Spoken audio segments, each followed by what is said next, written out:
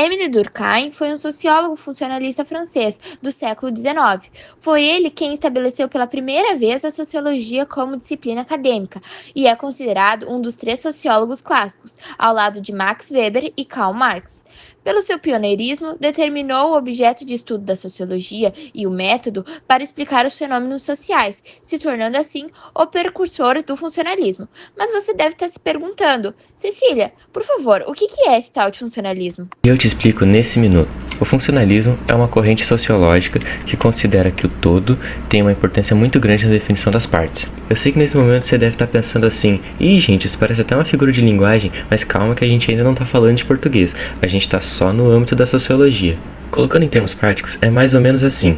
O funcionalismo durkheimiano defende que todo e qualquer fenômeno social possui uma significação para a sociedade como um todo, ou seja, que não há fenômenos sociais isolados e racionais ou sem significado, mas todos eles estão integrados no sistema social. A partir dessa visão de que a sociedade define o indivíduo, Durkheim vai fundamentar um importante conceito que ficou conhecido como fato social. O fato social, para Durkheim, é toda a forma de pensar, agir e sentir que determina o comportamento dos indivíduos, ou seja, é basicamente como a gente se comporta, os conceitos, os preceitos e os valores que definem o nosso comportamento em sociedade. O Durkheim faz muita questão de deixar claro que esses fatos sociais são sempre externos. Mas vamos lá, o que significa isso? É a sociedade quem os produz e não o indivíduo.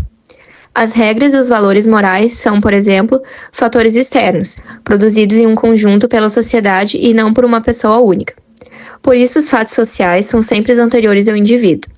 Para ficar mais fácil para você lembrar, fica a seguinte dica. Lembra do seguinte, a sociedade já estava pronta antes da gente chegar aqui. E aí, vamos lá. A segunda característica do fato social é que ele é sempre geral. Então, todo mundo reconhece que é legítimo, que é o que coordena e comanda a inter-relação entre as pessoas. E por fim, o fato social também é coercitivo. Palavra estranha, mas é isso mesmo. E significa que, quando o indivíduo age de uma forma não esperada pela sociedade, ele provavelmente sofrerá algum tipo de punição, censura ou alguma situação parecida com isso. Um exemplo para a gente entender melhor é o seguinte: existe a regra social que ao comermos estejamos de boca fechada, ou seja, não podemos comer de boca aberta. Então, se uma pessoa comer de boca aberta, coisa que ela até pode fazer se quiser, já que ninguém é obrigado a nada nessa vida, ela poderá ser reprimida, sofrer uma coerção por estar quebrando esse fato social. Entendeu? Ficou mais ou menos claro na sua cabeça? Então é aquela ideia de que tem um padrão e que se a gente foge desse padrão estabelecido, a gente sofre alguma situação coercitiva.